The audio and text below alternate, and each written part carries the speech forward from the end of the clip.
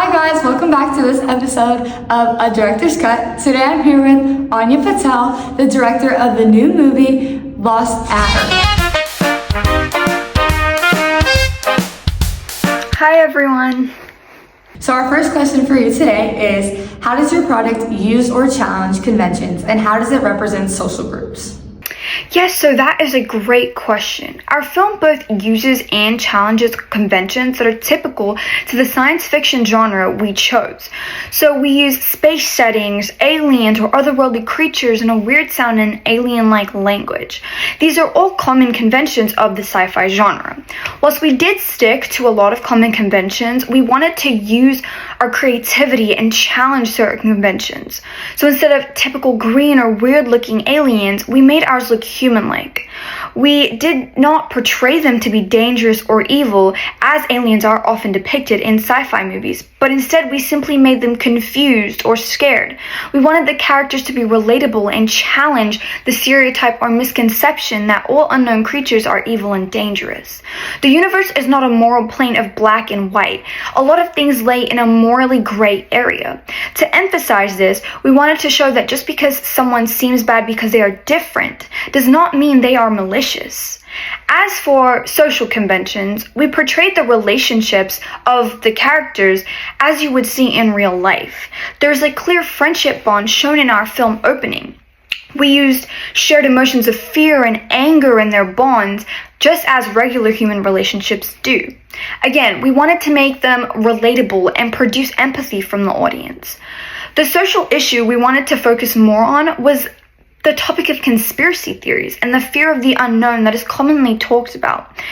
A lot of people have different opinions on what is really out in space and if aliens truly existed. We wanted to have aliens land on Earth to create more conversation because the existence of aliens and their possibility of being on Earth is such a wildly debated topic.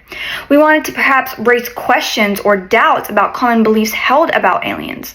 Could they be living among us, looking and sounding like humans? Will we ever know? Wow, how insightful. I really like your approach to your movie. Our next question is, how does your product engage with an audience, and how would it be distributed as a real media text? Yeah, so we tried to make the film as engaging as possible, and I think the main thing that draws the audience in is the flashbacks. The flashback teleports the audience right into the action. There are alarm sounds, flashing lights, shaking, all of which hooks the audience members to the chaos. Our film also creates mystery and prompts the audience to ask questions. Who are these characters? What are they? Where are they from? What are they doing? It leaves them wanting more as we've provided little context. Additionally, we try to invoke emotions such as fear and worry to seek empathy from the audience and make the characters more relatable and therefore much more interesting to watch. Their strange appearances and language also can appeal to the audience as they are unusual. Humans have a tendency to be drawn to the unusual and feel the need to try and figure out why things are different to them. Our use of straightforward 3 shots and over-the-shoulder shots immerse the audience into the film and make them feel more involved, like they're in the world of the characters watching everything as a third party. So overall, the whole point of the film is to make the audience engage by questioning things, whether it be about the storyline or how the film opening could be related to beliefs held in the real world. The film opening could definitely be distributed as a comic book or a movie if it was a real media text. It is an interesting storyline, and with proper guidance, professionals, and resources, it could be turned into a good movie. Thank you so much for being on my show, Anya, and thank you guys for watching. Hope to see you in the next episode.